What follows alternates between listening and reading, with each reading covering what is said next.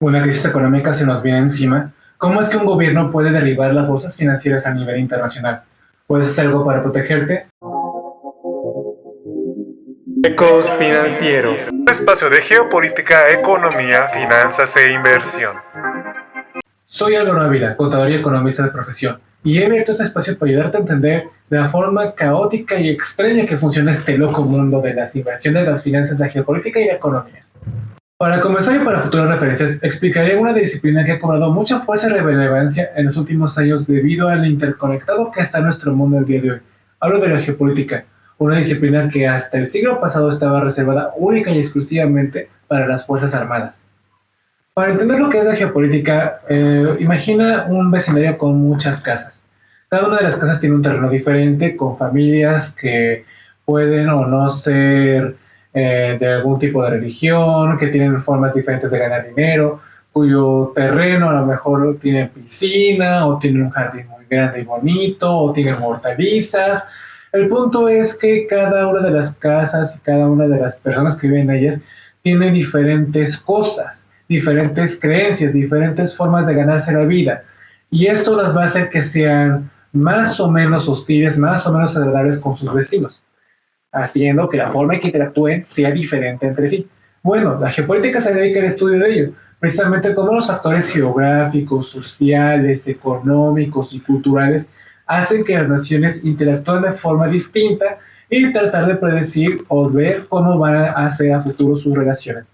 Suena importante, ¿verdad? No por nada las Fuerzas Armadas eran las únicas que trataban de estudiar la geopolítica de forma avanzada. Y es que antes la geopolítica era vista de una manera más que nada estatal.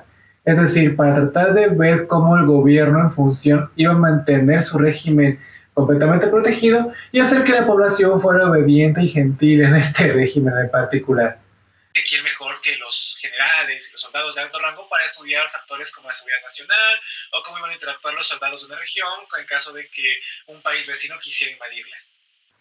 Sin embargo, ahora que el mundo está cada vez más interconectado y que las barreras culturales, económicas y políticas son cada vez más laxas y flexibles entre diferentes naciones, pues prácticamente hemos asistido a un fenómeno conocido como la globalización, donde realmente la economía es cada vez más dinámica y las naciones dependen cada vez más entre ellas para poder producir los bienes y servicios que necesitan para mantener su economía a flote. Por ejemplo, una guerra en una región lejana puede afectar el precio de los electrodomésticos que compramos a diario, razón por la que esta disciplina se ha abierto de forma paulatina como forma de discusión en cada vez más universidades. Y es que es crucial saber cómo el mundo va a estar siendo afectado por lo que hace cada país, porque realmente ahora una guerra en una nación lejana afectará el precio del pan que te vas a llevar a la mesa. Pensemos en cómo funcionaba antes un país en el siglo XIX, un imperio como el imperio inglés.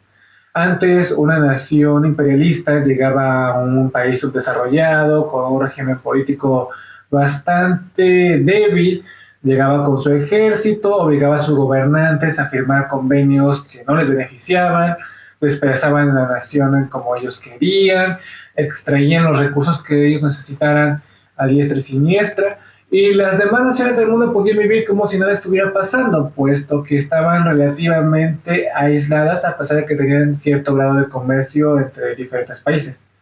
Sin embargo, ese sueño imperialista el día de hoy ha muerto. Ahora las naciones se encuentran tan interconectadas y dependen tanto unas de otras que literalmente un conflicto geopolítico, una guerra, un problema económico en una nación subdesarrollada realmente puede afectarte de maneras que no siempre vas a poder encontrar en los estados financieros de las empresas en las bolsas de valores. Esto es que a pesar de que una empresa haga todo bien, tenga una producción de punta, tenga un producto que todo el mundo esté comprando, si resulta que los lugares donde obtiene su materia prima se encuentran en un caos geopolítico, probablemente experimente problemas para suministrar sus bienes al resto del mundo, y lo cual va a hacer que gane menos dinero y que a su vez su valor en la bolsa se vea afectado. Vaya, que la geopolítica se ha vuelto una herramienta crucial, dado que analizar los estados financieros y aplicar métodos de análisis técnico para saber si una inversión es rentable sí es importante, pero no es suficiente. Es necesario entender los factores geopolíticos que sostienen al mercado, que no nos querrá que todos vayamos a Marte con sus cohetes de SpaceX, Pero si no existe gente o gobiernos que quieran demandar su servicio, pues de poco les va a servir. Que las barreras geográficas y culturales se hayan desvanecido, permitiéndonos acceder a una diversidad de ideas, productos y personas, es determinante en el loco mundo en que vivimos. A este fenómeno, como les dije, le llamamos globalización. Para ver un ejemplo de geopolítica en acción, pasemos a un ejemplo reciente: el gobierno de Nicolás Maduro. Todos sabemos que actualmente el gobierno de Venezuela se encuentra en un caos político y económico a niveles que jamás se habían pensado. Sin embargo, en 2016, el caos económico que existió en Venezuela provocó que millones de venezolanos escaparan de su país tratando de buscar mejores condiciones de vida. Fueron a Colombia, fueron a Perú, fueron a Chile, también llegaron a México, con el objetivo de tratar de llegar a Estados Unidos, de conseguir una mejor condición de vida a través del sueño americano. Sin embargo, esto generó problemas en los países que recibieron estos venezolanos que jamás pudieron haber imaginado o no previeron del todo. Veamos. Para empezar, ahora que había una mayor cantidad de venezolanos en los países que recibieron a estos migrantes, se encontró que ahora había una cantidad de fuerza laboral cada vez mayor para realizar trabajos poco cualificados. Por ejemplo, hacer obreros de construcción, camareros o incluso personal de limpieza. Esto haría que los empresarios, dueños de comercios, de restaurantes, de constructoras, vieran que cada vez tenían más gente que la cual podían contratar y dispuestos a hacer esos trabajos, que también podrían estar dispuestos a ganar menos dinero, lo cual hizo que se presionara a la baja los salarios reales de las personas locales que se dedicaban a hacer trabajos de construcción, trabajos en restaurantes o limpiar los pisos del baño. Bueno, esto a su vez hizo que cuando había más gente en ese territorio local, pues que las personas venezolanas quisieran tener lugares donde dormir y comida que comer, lo cual presionó al alza los precios de los alimentos y también de la vivienda, haciendo que las rentas se elevaran, por ejemplo. Esto ocasiona que la gente local que recibe a estos venezolanos vieran que les alcanzaba el dinero cada vez menos para poder comprar las cosas que ya compraban cotidianamente antes de la llegada de los venezolanos. Esto a su vez generó un problema diferente, porque Latinoamérica no es una región caracterizada por ser estable, económicamente fuerte, capaz de soportar la llegada de múltiples oleadas de migrantes a diestra y siniestra.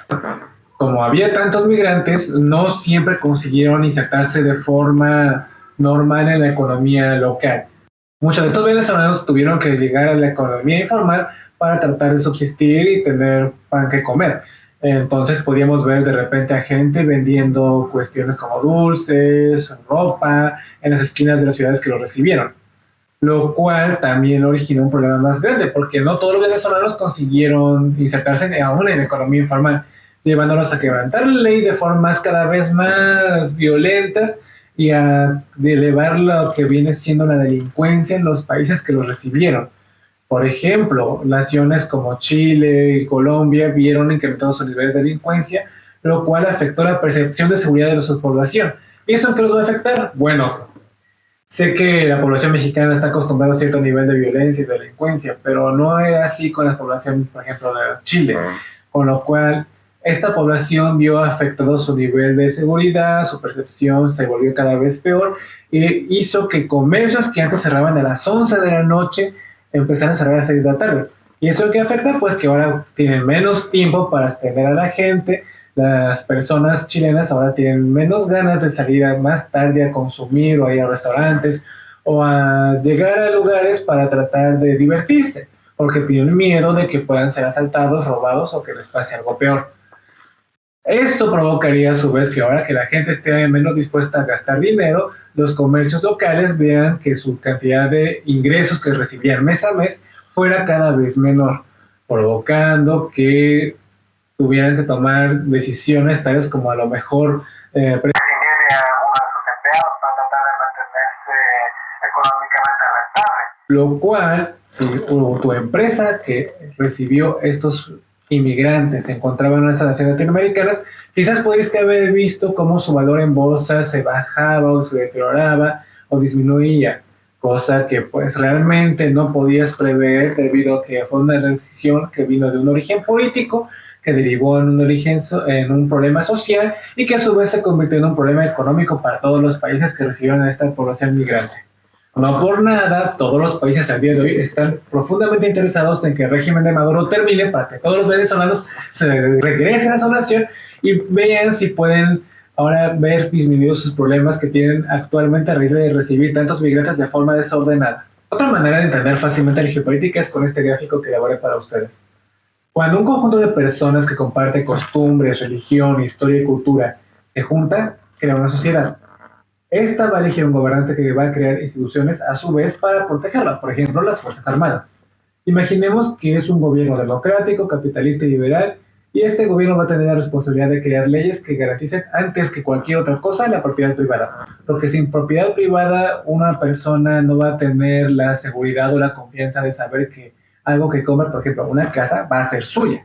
Estas leyes deben de propiciar estabilidad financiera y un marco legal dentro del cual los empresarios pueden emprender de manera segura y predecible cualquier clase de negocio o empresa que quieren hacer a corto, mediano o largo plazo. Es así que se crean empresas dentro de una nación, las cuales desarrollan estrategias para obtener beneficios económicos aprovechando las oportunidades que le brinda la sociedad y el territorio en que se crearon. Porque no es lo mismo crear un negocio que tiene una salida al mar con la cual vamos a poder importar o exportar bienes y servicios de forma más rentable que abrir, por ejemplo, un negocio que solamente tiene dunas en el desierto, que tiene una baja conectividad a lo largo y ancho del globo. Si estas empresas son suficientemente grandes, exitosas o fuertes, serán capaces de comerciar lo que producen en el exterior, ya sea por tierra, mar o aire. El desempeño de estas empresas se va a ver reflejado en el mercado, particularmente en la bolsa de valores, que va a actuar como un barómetro de la salud económica y empresarial. Por su parte, el desempeño de las metas de gobierno, que van a ser influidos por las necesidades y aspiraciones de la sociedad, van a llevar a la creación o modificación de leyes y políticas que pueden fomentar o restringir actividades económicas específicas. Por ejemplo, si un gobierno quiere recabar muchos impuestos de las empresas que se crean en su territorio, quizás cree leyes que exijan una mayor tasa de recaudación que otros países que tienen una estrategia diferente. Si estas leyes son muy restrictivas, puede ocasionar que crear una empresa en ese país sea muy costoso, muy difícil y que desincentive el llevar a cabo cualquier empresa.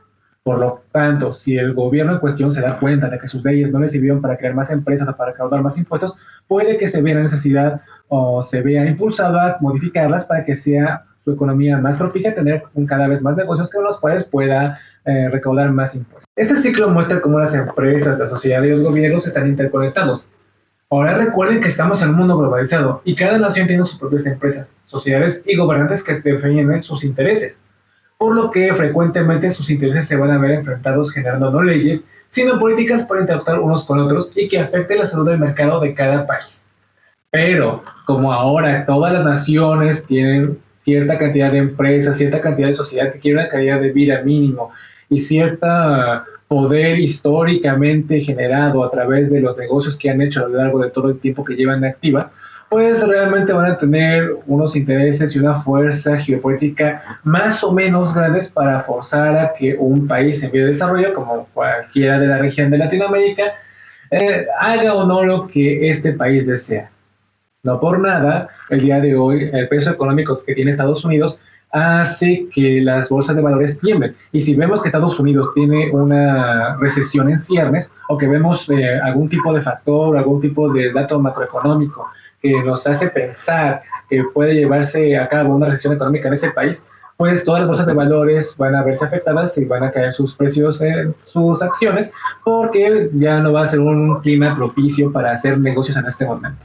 Pues después de todo, aún Estados Unidos sigue siendo uno de los países que mayor demanda tiene de bienes y servicios a lo largo y ancho del globo. Como economista, mi tarea es observar las tendencias económicas, las tendencias políticas, los factores culturales, las regiones geográficas, en donde ocurren los diferentes eventos a lo largo y ancho del globo. Yo, si bien comprendo y entiendo el valor que tiene el análisis técnico y fundamental y las herramientas de análisis financiero que los youtubers hacen constantemente a lo largo de las acciones y de los diferentes tipos de activos como los bitcoins, criptomonedas, los ETFs y cualquier clase de índice, yo no me animaría a realizar cualquiera de estos análisis antes de analizar el factor geopolítico que se encuentra a lo largo y ancho del globo, puesto que sería como casi realizar un análisis medio a ciegas.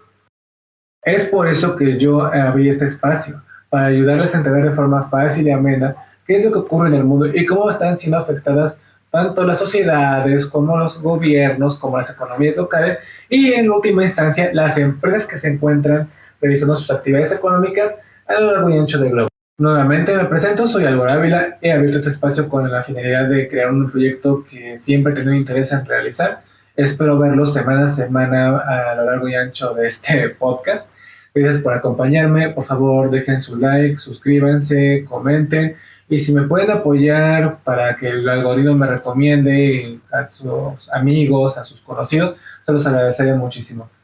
Estoy realmente agradecido que se hayan quedado hasta el final. Gracias por acompañarnos. Nos vemos en la siguiente emisión. Bye.